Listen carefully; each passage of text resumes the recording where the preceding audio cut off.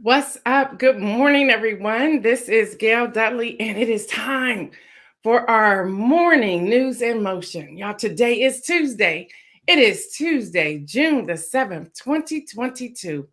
Come on in the room, people. Let's talk. We got a lot of news to cover, but I also want an opportunity to have dialogue and chat with you as well. If you're tuning in by audio, we realize you're unable to do that function because I need you to keep your eyes on the road or to keep you focused on your job, wherever that may be. But as you're coming in here, if you're coming in on Facebook or YouTube or LinkedIn, do us a favor and share this content, share this information. Good morning, Sardinia. How are you? And then to all of those who are tuning in by replay, we just want to say thank you for spending a little bit of time of your day with us. I see you, Jeffrey Allen James and Tracy Newmy and Marion Jackson and Deborah Sneed and Latrice Jones and Adrian Gladys. Y'all, good morning. I see you, Deborah Johnson. Good morning. I love it when we roll up in here like that, y'all. Y'all on fire this morning. I see you, Diane Ladybug. Good morning to you. Y'all, if you're not following Diane Ladybug on Instagram or Facebook, you want to do that. Yeah, you do, because she's always chilling. She always has a recipe for mimosa or gin and tonic or whatever you want to call it. You just want to follow her. I see you, John Gore. Good morning. What's up, Kim Edmondson? I was about to text you last night, but got distracted. I'll text you later on this morning. Good morning, Kenny Stanley. What's up, Camille Jones? I like how y'all roll up in here like this. Y'all, we do have a lot of news this morning. We do have a lot of news this morning. Some of you have been asking the question, why do I do what I do? Thank you, Latrice, for sharing. Yeah, hit that share button, y'all. It helps get the algorithm up. And I'm not asking you to get the algorithm up for me per se, but I'm asking you to get the algorithm up so other people can see it and join. Y'all, there's so much fake news out there. And I'm going to just use the former guy's words, fake news out there, that we try to bring you factual content and information. We are a grassroots aggregated media outlet where we're pulling news from all these different places. I give it to you when I tell you it's coming from Associated Press or New York Times or BBC or the White House press room or whatever. My goal is to get this information out to you. I realize today that a lot of people either have made the decision not to get a newspaper or read the newspaper, or there's so many firewalls or paywalls and you're not willing to pay, that we here at News in Motion want to still get this information to you because it is important. That's what we want to do. That's what, let's see. Diane says, family, let's pray for one another because COVID is still present and affected so many families. Yes. There's a friend of mine that's on Twitter. A group of people have been praying for him. He has been vaccinated and boosted, and he's not doing very well. And he was saying that yesterday was the first time I was in a grocery store and I was on my way out. And I said, I do not have a mask on. I've been in this store for about 45 minutes without a mask. But I'm not going to freak out. I'm going to just chill. It's going to be okay. Yeah, so thank you. Good morning, Patricia Laus. Hey, what's up, Tracy Burrs? Good to see you this morning. So, y'all, that's who we are. That's what we do. And with that, I just want to know real quick, are there any other graduations that are happening or marriages, weddings, or anything? I want to give a shout out to Mariah Carlton. Excuse me. She's now Dr. Mariah Carlton. She and my daughter went to high school together. I believe she has she's doctor of pharmacy, I believe, but she just completed that. Elaine Carlton sometimes tunes in. So I wanted to make sure that, good morning, Pastor Alex. I want to make sure that we're checking out everybody and giving them a shout out. While I'm on the topic, before I go to the intro, while I am on the topic, let me say this real quick. Let's see. Y'all know I'm raw, so I'm going to just give it to you raw, okay? If you send an invitation and you get a little something back, I don't even care if it was sent to you by CashApp. Just say thank you. Just say thank you. Now, I still like to get the card. I know y'all laughing at me. I'll be 57, so my old ways are coming out. And I still like to write a check. I do. And I know everybody don't do that. And if you ask for Cash App, no problem. I'll send it, whatever. I'll send it. But send a thank you. I was speaking with a teacher friend of mine at Olentangy. We were talking, and she was telling me, she said, I keep telling the students before graduation happened and before school was out. This is a high school AP teacher. She says, I keep telling them, you still want to learn how to write a check. Yeah, Cash App and Zelle and Venmo and all that is good and easy, but you still want to learn how to write a check. She was helping a young man complete his passport. And he was like, I don't know what to do. He didn't know how to complete an envelope. He didn't know how to do that. He didn't know where the stamp belonged. He didn't know he needed a return address on it. Yeah, I think we're doing our children a disservice if we're not still forcing them to some degree to complete some of this. Now, my husband and I did this last year, and I think I can say it now because I think we've completed everybody this year except for something we'll be handing off later on in June on a Friday. But we know that family. We know what that young man's going to do in return. But anyway, we made a point last year, and we've done it this year so far. If we had an invitation and we sent money, cashed app it, whatever, because some invitations put the cash app on it, whatever. If the person sent us a thank you, whether it was a text message thank you or in the mail thank you, and there was a difference, we would send them extra money because they acknowledged the fact that we sent something. So if someone actually sent a card to our house addressed to us saying thank you, they got double. Hello, somebody. And we're just sending the message. It's okay to send a thank you. It's okay to send a thank you. And I know somebody's on here, and I know that young man's going to do right. And trust me, he'll get double too. But that's just how we do it. So, y'all, we have to really start teaching them. When the teacher told me the young man did not know how to complete an envelope, put a stamp, didn't know where to put the stamp or the return address, y'all, there's something wrong with that. Yes, Kenny Stanley, cursive writing is also needed because you have to sign papers. Y'all, everything's not electronic. Believe it or not, everything is not electronic. And again, I know I just shared my age, but that's what we do. All right, y'all, let's get started.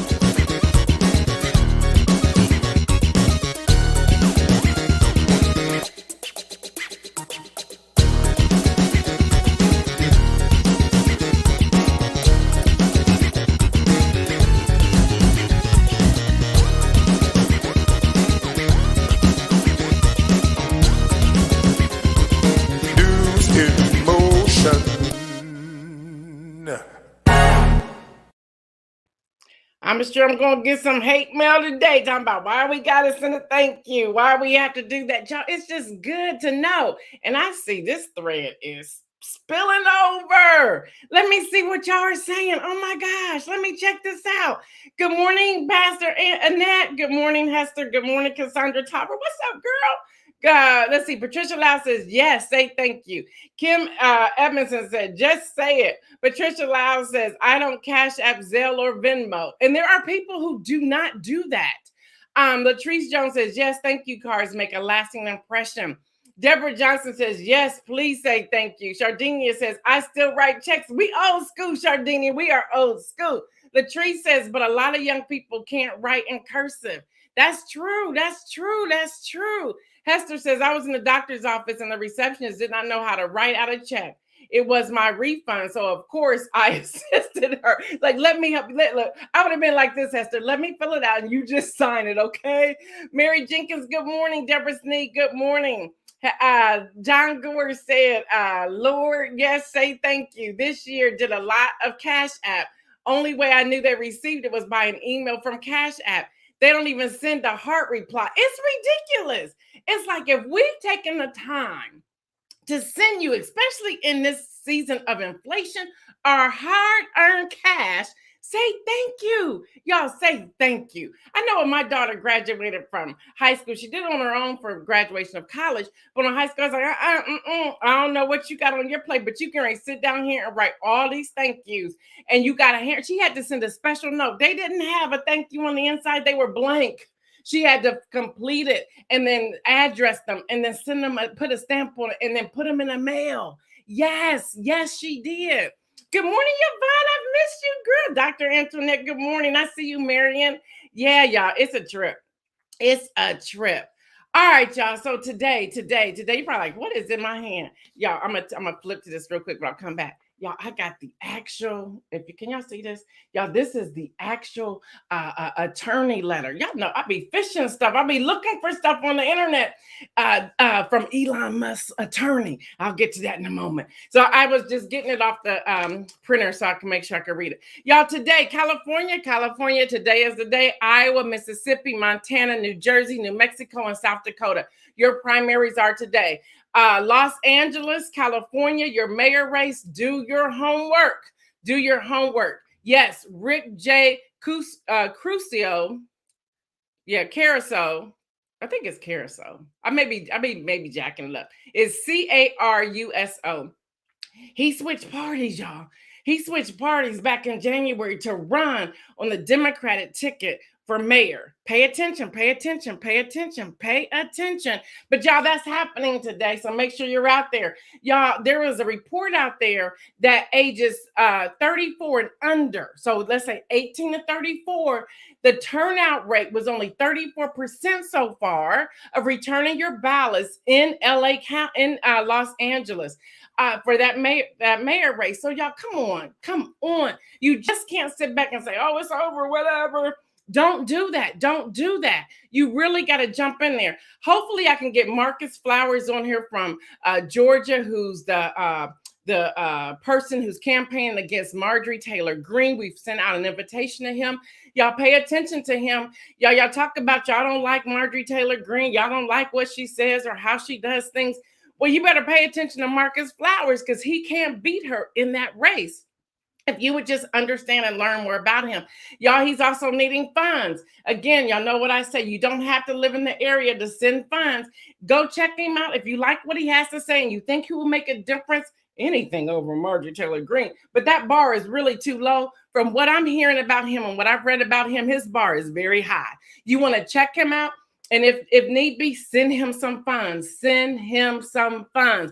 All right, y'all, NPR, and I just lost the whole thing. NPR reports, and I give this complete quote, LeBron James is using social media to share his public support for WNBA star Brittany Griner by calling on the U.S. government to bring the detained athlete who has been held by Russian authorities for more than 100 days home quickly and safely. LeBron James tweeted Sunday night, we need to come together and help do whatever we possibly can to bring BG home quickly and safely.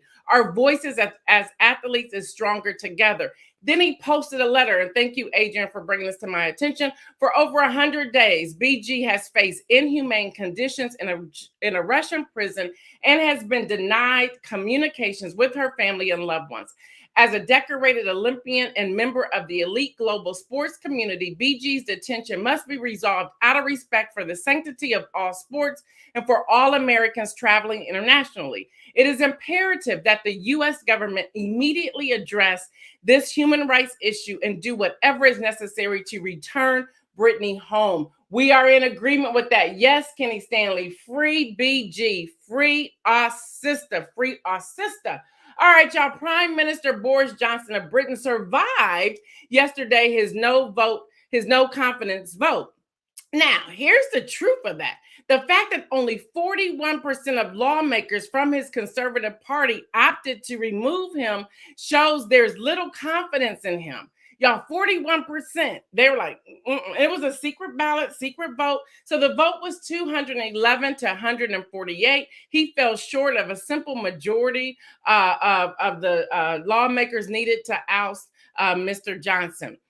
They even started partying on 10 Downing Street because he won, he got over, but he can't do too fast. So he has vowed to get on the job and stay focused and not have these COVID parties. That's what kind of got him in trouble. Anyway, he needed a backing of 180 of the 359 conservative lawmakers on yesterday. Now, he got a little bit more than that, about 20. But although he described the win as convincing, the truth of the matter is people are still angry. And if y'all remember, Theresa May, she survived her no confidence vote, but she was still forced to resign 6 months later. And she actually had more support than Boris Johnson. So that's happening.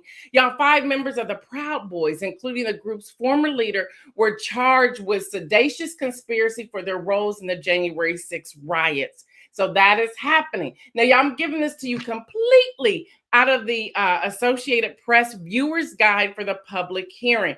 I think I made a mistake on yesterday, so let me clear that up now.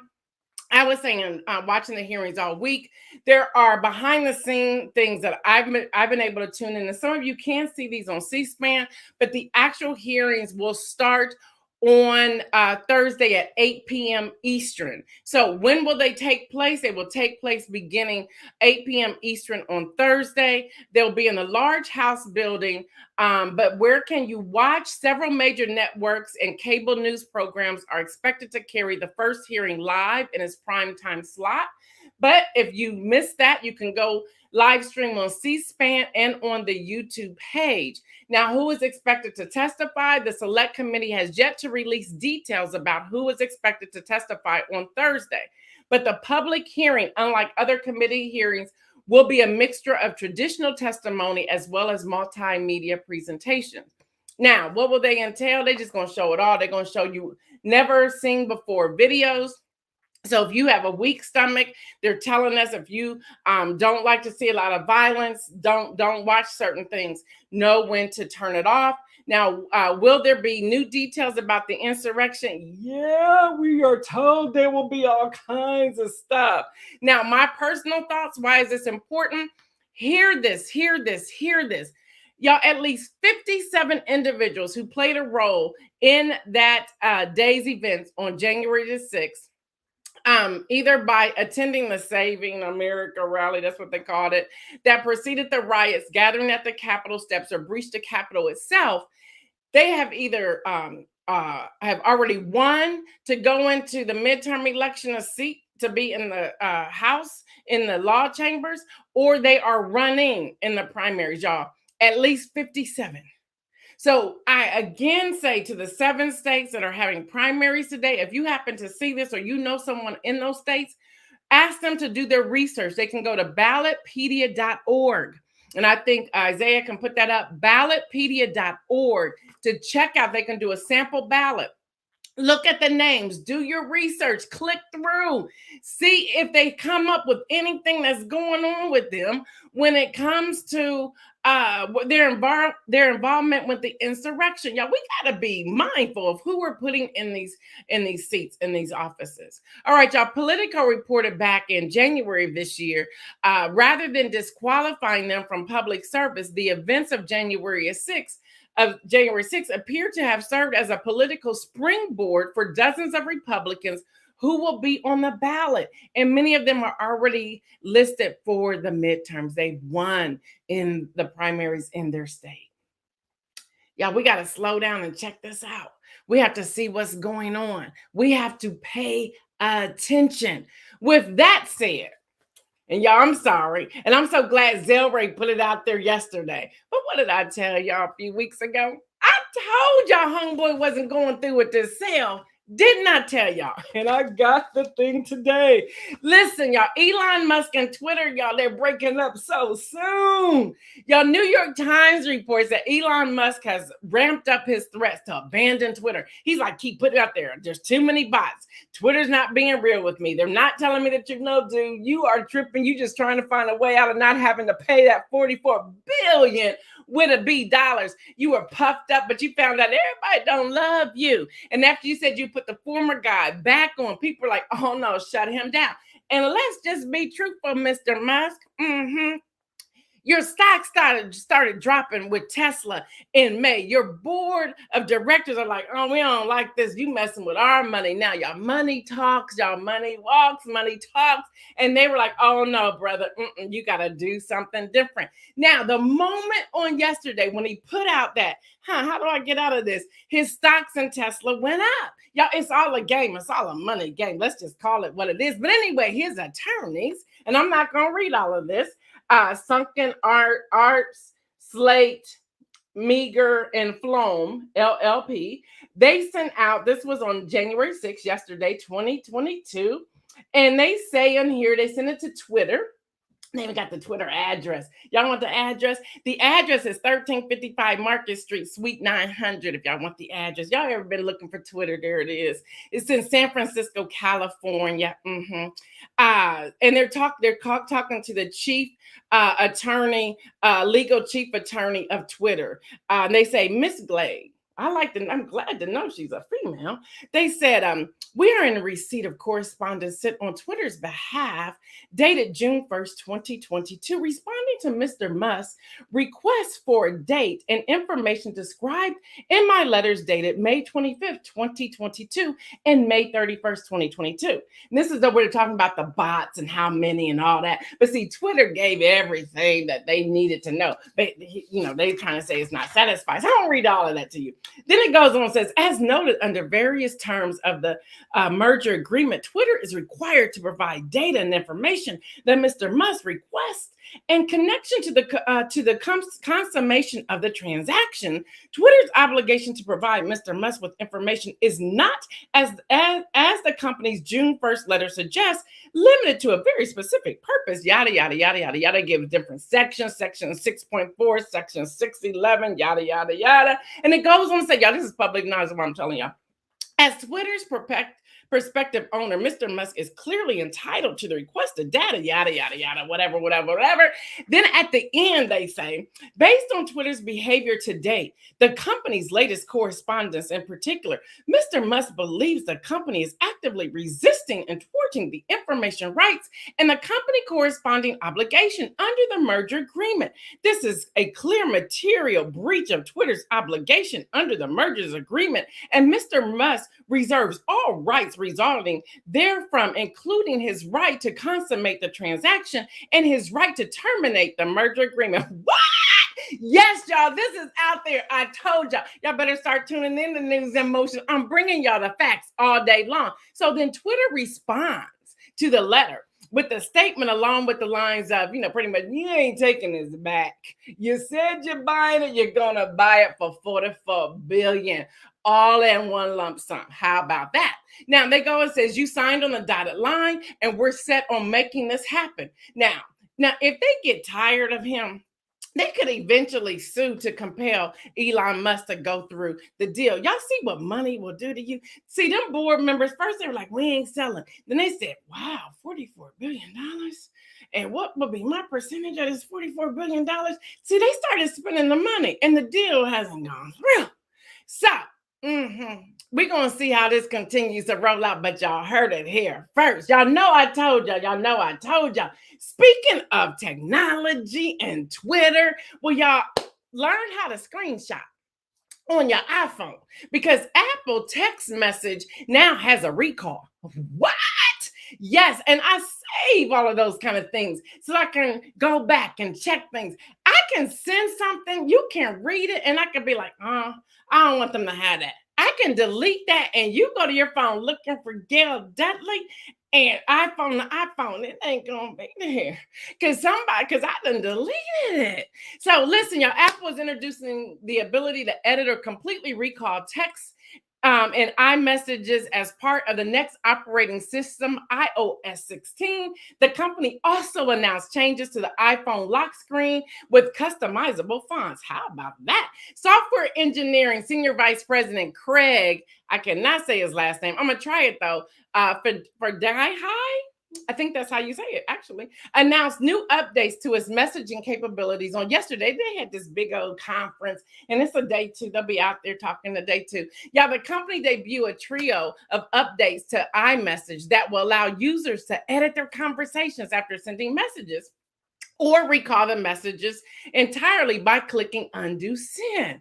Now, y'all, the updated messaging app will also allow users to mark text threads as unread so that the user can flag threads they like to revisit time later. But, if they decide to just delete it, you won't even get to see it. And this is coming straight out of TechCrunch, y'all. Ultimately, there are some pretty basic features. I was on some of it yesterday. I was kind of impressed, but the text messaging said, man, now we can hide all kinds of stuff. Because, usually text messages are permissible in court or whatever. Well, now if you delete them, I no longer have to. Y'all better learn how to screenshot. Y'all better screenshot that thing as soon as it comes out. Y'all, now messages that have been edited will be designated as such in the thread, though it's unclear whether users have a time limit for making edits. So y'all, that's what's happening. So just in case y'all been wondering, there you go. Let's see. Karen says everybody don't love you. Rosanna got hearts up there. Hester says, yeah, he's messing with his money, stocks too. Yeah, Kim Edmondson. I'm giving the deets. What they call deets, receipts, whatever you got. Money talks. You right. Yes, they're talking about recalling text. Yes, and then you can update out of group text. You can be like, get me out of here. Cassandra, y'all just joined the iPhone family. She's talking about leaving, going back to Galaxy. You good over here. Just stay where you are. All right, y'all, talking about money. Y'all, all of this is happening. You know, this is Tuesday. That's happening. All of this is happening, y'all. Top Gun Maverick. Well, hello. They being sued. Yeah, all this, they done made box office 2 weeks in a row. They have superseded the income, the profits in Memorial Day weekend. See, the person who actually wrote the article, I'll get to that in a moment. They're like, oh, y'all making money off of my stuff and then give me credit.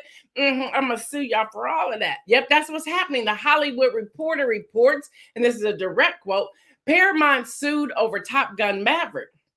Now, they ask a question. Did you know that the OG Top Gun was inspired by a 1983 article in California Magazine?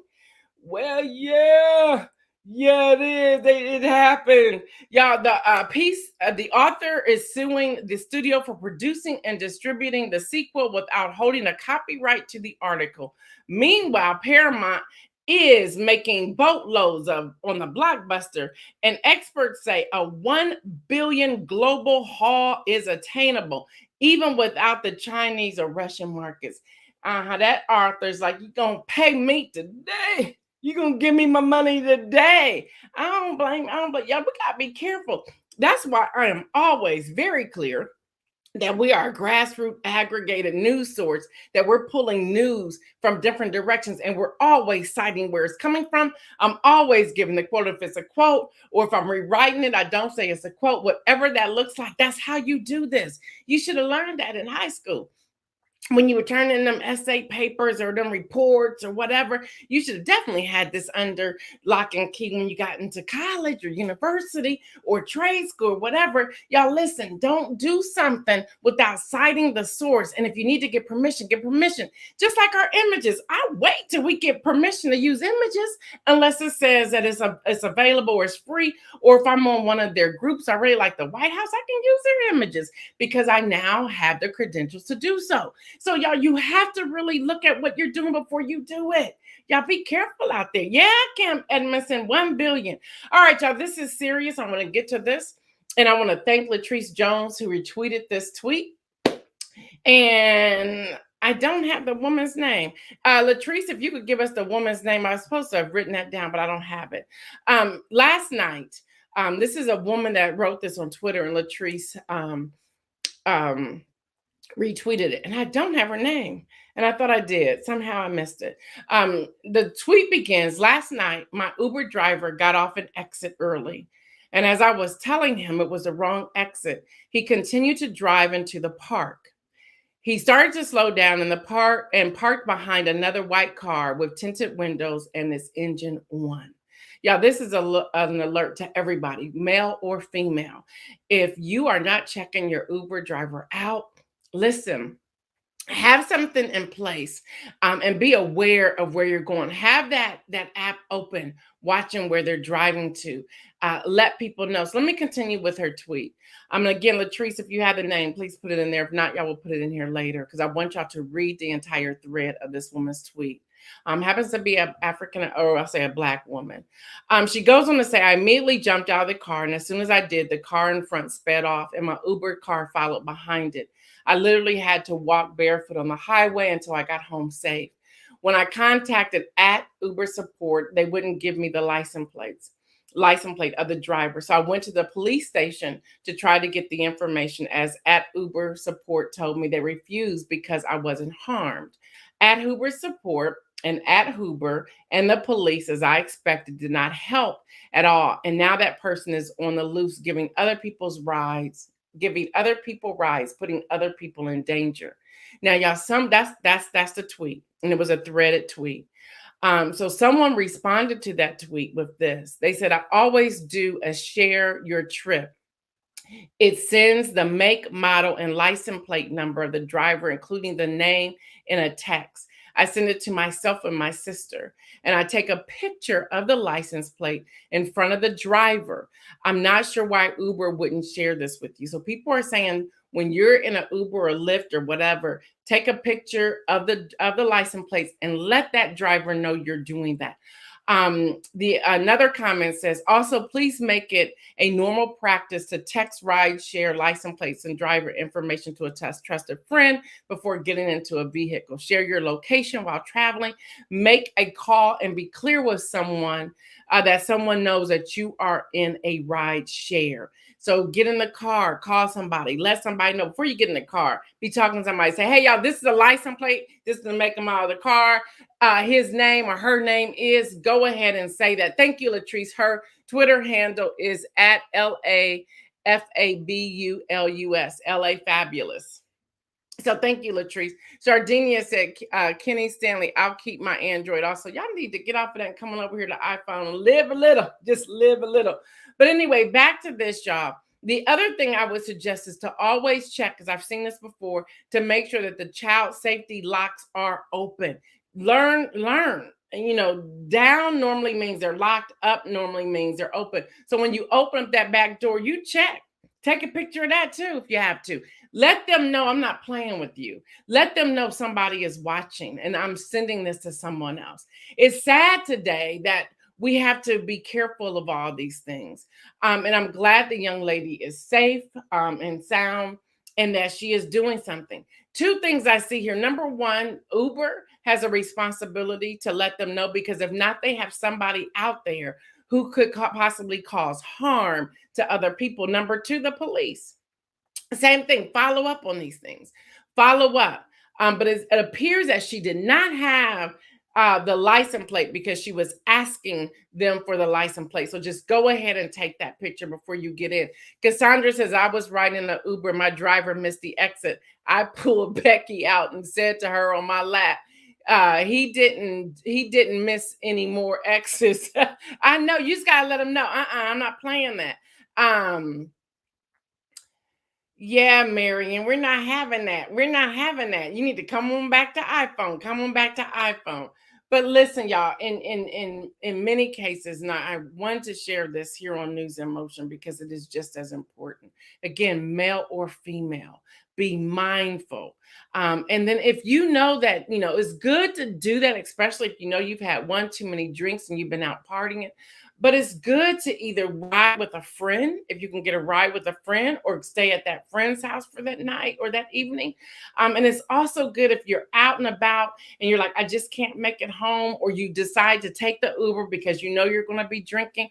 Go ahead and get you a hotel room wherever you're located and walk to that hotel room. Make sure it's really close, especially if it's going to be late at night or early morning walk. Y'all, the same thing. I'm going back to drinks. If you're out partying and you have a drink and you walk away from that drink, don't go back to that drink. You don't know who may put something in that drink.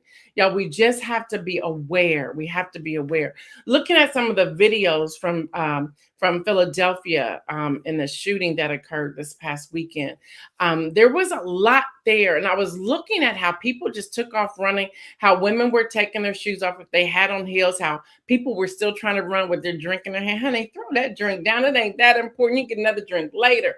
Get to safety. The other thing, and I just love my brother-in-law. He says, never run straight, run zigzag. He says that, and y'all probably seen that before. It's no joke. Run zigzag. Also, even if you're out on the street at a block party, partying or whatever, still, even with that, look at your surroundings. Look where you are. Look where you are. All right, y'all. Today's inspirational message, and we're out of here. Today's inspirational message is this: safety first. Y'all, it's all about safety.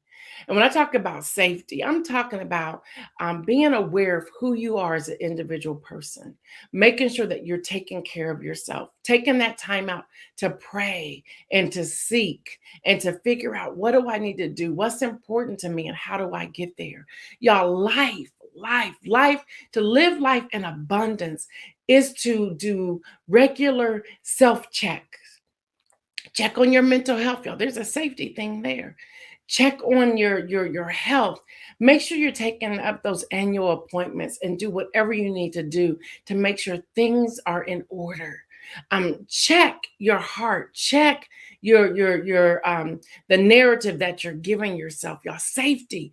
Be safe in that safe place for you. Where's your safety? For me, y'all know I'm a follower of Jesus. My safety net is in the arms of God. It may not be physical, but it's just that opportunity where I go into that place and just be still and pray and know that He is God. That safety net, that safety place. When things are off, I'm like, let me back away. Let me just check some things. Let me see what's happening. Where did this come from? How did I arrive at this point? How do I change this narrative? What do I need to do? Safety. Even when people are like, hey, let's go out and hang out. I'm like, I ask myself, why do I want to do that? Because, that day is over for me. It really is over for me. It's like, I ain't into that. I'm not doing it. Then there's times it's like girlfriend weekends or couples nights or celebrating the graduation of one that's coming up, who I call my nephew, just to be like, wow, what's happening? Let me celebrate. Let me enjoy. But I know I'm in a gathering with people who are all safe. We all look out for each other and what's happening. Again, not afraid, but aware of your surroundings. So safety. Y'all, a part of safety, you may want to just write in your journal. A part of safety, you may want to exercise and walk. And as you're walking and exercising, you're thinking through some things you need to do, some things you need to change or transform. The safety, y'all, the safety that is there. I want you to be safe. Y'all, we have not talked about it here yet, but maybe briefly. We haven't gone into detail. We just said it was out here. But y'all, monkey pox, that's out there. And they saying that those cases are on the rise. Y'all, as someone said earlier, Diane Ladybug, COVID's not over. And I asked a doctor the other day, I said, why does this keep going up and down? And they said, actually, cold brings it on. Hot takes it away. She says, so when there's cool days, it's bringing it back. And people are gathering more. They're gathering more in houses because of parties or graduations or weddings or whatever. And she said, and there are people who still are not vaccinated. And I'm not saying you have to be. And then there are people who will not wear masks. There are people who are like, I'm just going to put it all aside and just move on. And she said, so it's not going anywhere. I said, so is this going to turn into something like the flu? Because I wanted to know. She said, we have to get to that point. She goes, and we're far from that point. And she's an MD. She's a doctor. She actually teaches at the Ohio State University in the medical school. She said, we're not even close to that piece, to where it can just become something regular, like a cold or the flu or whatever. She said there's too many lows and highs, valleys and mountains that are happening with COVID-19. And I said, that's sad. That's sad. So y'all, we're going to have our own safety and take responsibilities ourselves. All right, y'all. Thank y'all for hanging out with us today. Again, if you're tuning in by audio, you can always go to the Facebook page where the majority of the chat is happening. There are chats on the LinkedIn and YouTube as well, but the majority is right here on Facebook. California, Iowa, let me see who else I'm calling out this morning. Mississippi, Montana, New Jersey, New Mexico, South Dakota, go vote. In California, Los Angeles mayor, y'all do your homework before you go in there. And those of you who are from 18 to 34 and you are registered voters, make sure you get out to the polls and vote today. All right, y'all. Thanks for hanging out with me. I am Gail Dudley. Y'all know what I say. Stay well. And remember, make some bold moves. I am out of here. I'm looking at you, Shardinia. She's saying something, but we'll get to that later.